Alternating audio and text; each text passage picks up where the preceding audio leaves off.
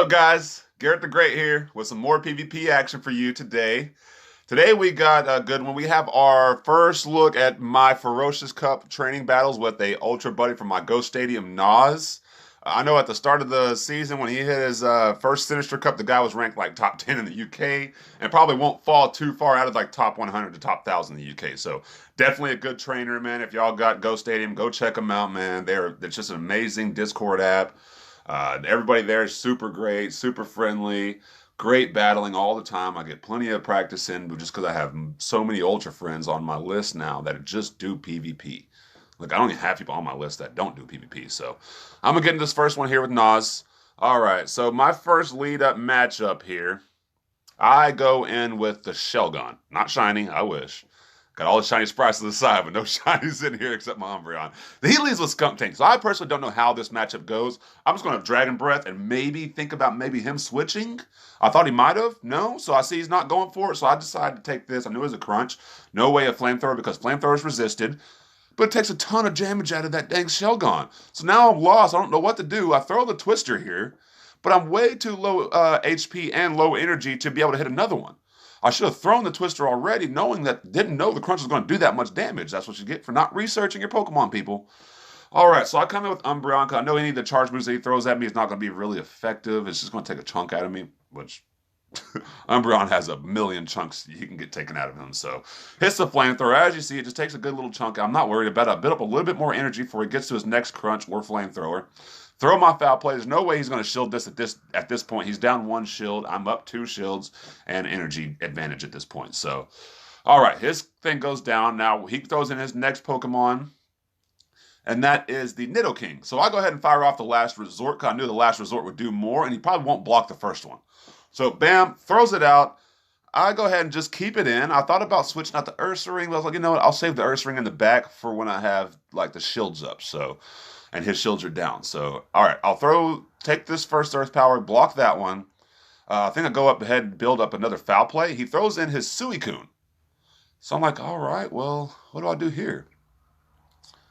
So I throw that and go ahead and bring in the Ursaring anyway, knowing that it's going to get nerfed down with these Bubble Beams, and the counter won't do a whole lot of damage, but we'll give it a shot and see what happens. So we don't know how this matchup goes. I know he doesn't have Hydro Pump right now, so I don't have a whole lot to be worried outside of the Bubble Beam.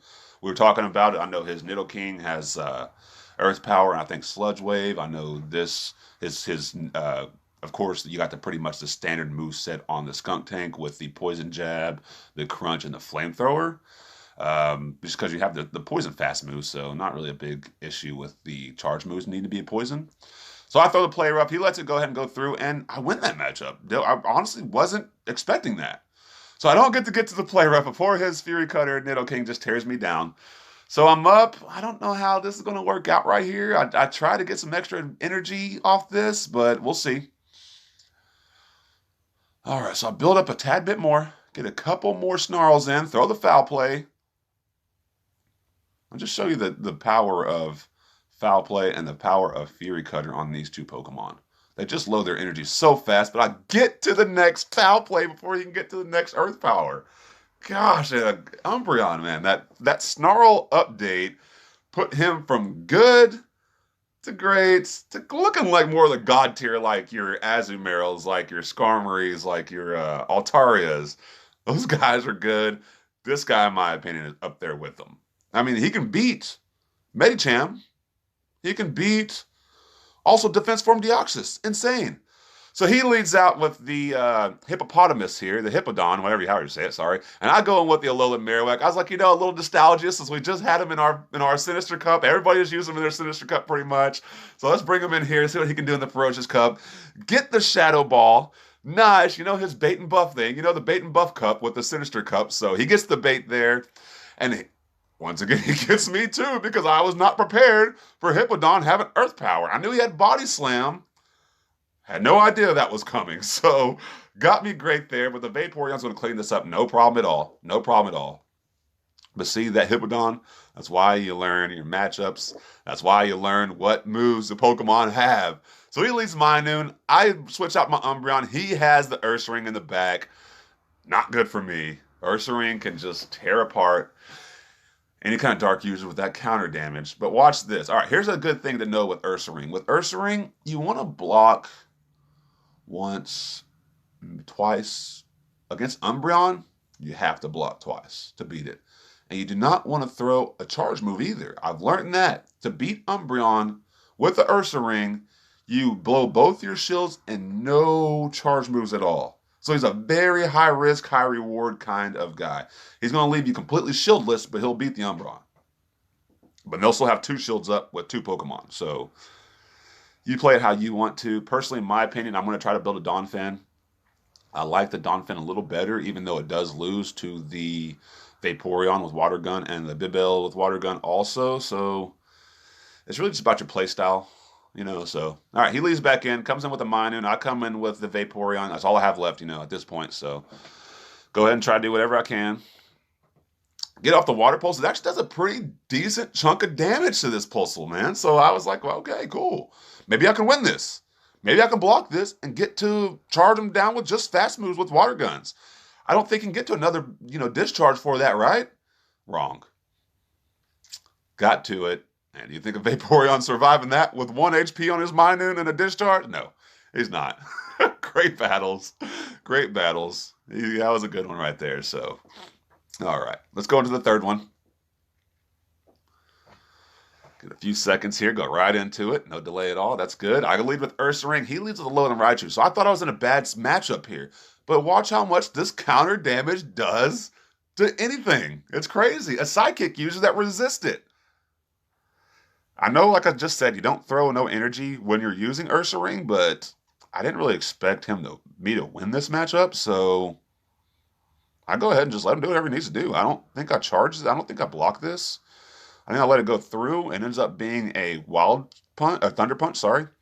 And I'm great with that. I'm okay. So I get to get a bit more damage off, and, I could have probably shielded that and beat his Alolan Raichu.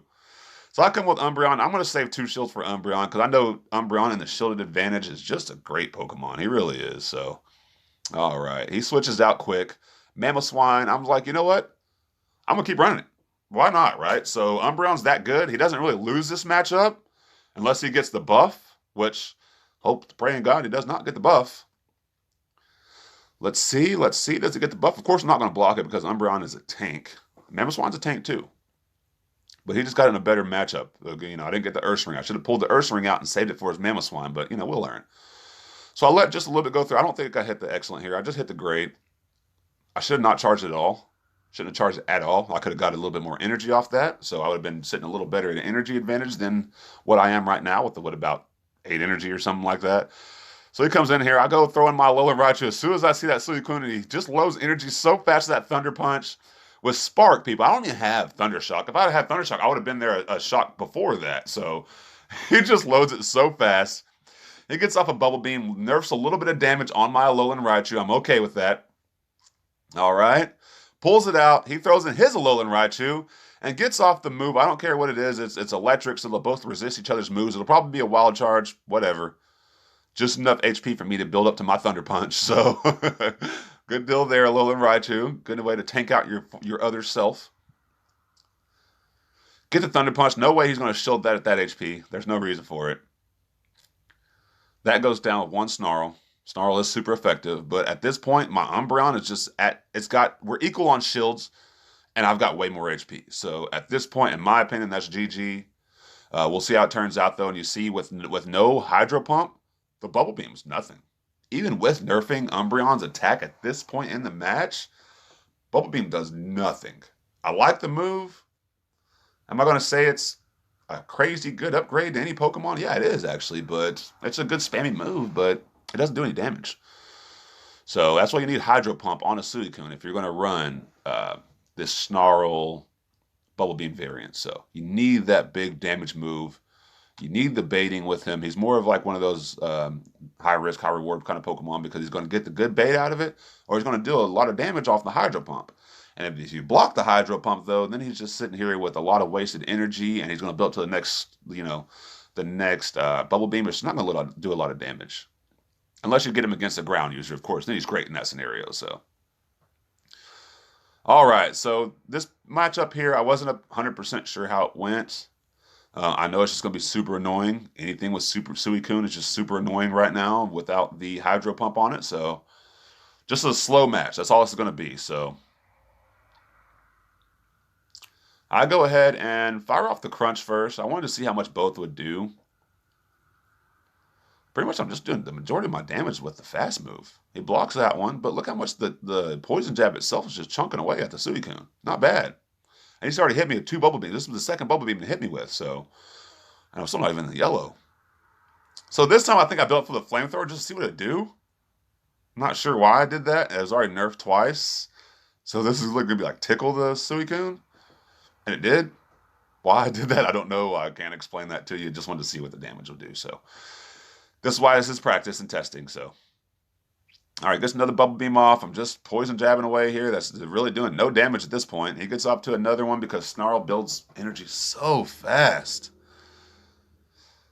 All right, gets the Bubble Beam off. As you see, it still just tickles this big old tanky skunk tank here. So I should have waited a little bit more. I probably should have let him faint me down just a tad bit more before I fired off this Crunch. Oh, excuse me. But I did get another Poison Fang off there, so that was nice. All right, comes up with the Nidoking. At this point, I'm just gonna let him faint down. I don't care. I'm not gonna give up switch advantage or anything like that. So I come in with the, I think the Shellgon. No, okay, I do. I come in, I get a tad bit of energy, and I switch on the Earth Power. Oh man, that was good. I like that one. So, but as you see, the Earth Power takes out about 65% of the HP on the Shellgon here. Now, don't get me wrong, the Dragon Breath's still going to do a good chunk of damage, but darn, that was a lot of damage from that Earth Power. So I let the next one go through. I'm not going to, at this point, why? I got the energy advantage and the shield advantage on my little guy here, so my Sand Slash. So I throw the first Bulldoze. This will KO in one hit, so he has to shield it. There goes the last shield for sure. Because I was just KO'd in one hit. He gets off one. I'm pretty sure I'm going to block this one. Gets the bait with the Thunder Punch. I probably could have let that go. Whatever. Now this is probably going to be the discharge. Oh, another Thunder Punch. Okay. Double Thunder Punch. Once again, double shield baited. Build up a tad bit more energy. Go ahead and let it go. I don't want nothing. I don't want him to die all the way. And you see it does just enough for me to get a tad bit more energy off to be at a higher energy advantage than this Nidoking.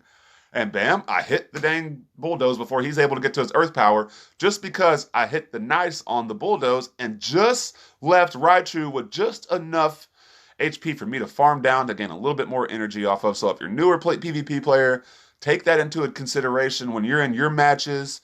Learn from that. Watch that, how good PvPers do it. Watch YouTubers like King IV, Zionic, Hero Veins. They're all really good. We got Arrow here in our area. That's really awesome also. I could do a lot of battles with him. He beats me up and down. I mean, you just got to get out there and do the testing. So and learn like the next level strategies. So, all right. So I'm thinking this could be a Flamethrower. I don't think he built up enough to it, but I go ahead and just don't want to take that chance. And he gets me with the Crunch. He pulls out on the Ursaring. Great switch. I could never get those switches. Those are hard switches to do right there. Takes it, and watch this. I'll switch it to the Umbreon, or not Umbreon, I'm sorry, into the Alolan Ninetales, and with that charm damage, there's just nothing else his Ursaring could do.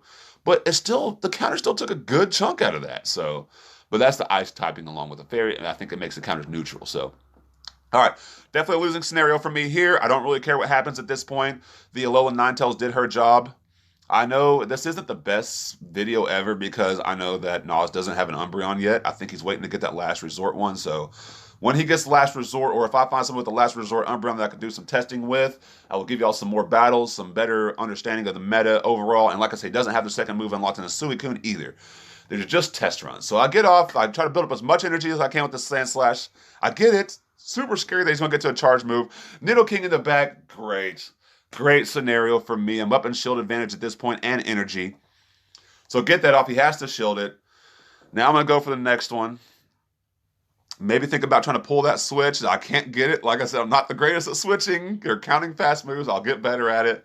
Testing, right? So, all right, takes the Earth Power. At this point, though, it doesn't really matter. With the Ice moves chunking away at it and then the Bulldoze here, it's going to be GG either way. I just want to, practice my switching, so.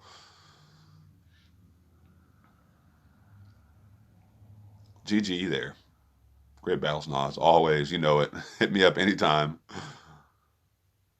I learned so much from this guy. I swear I've taken my game from the next level just battling Nas. So if y'all find him on Discord or anywhere else, man, add the guy.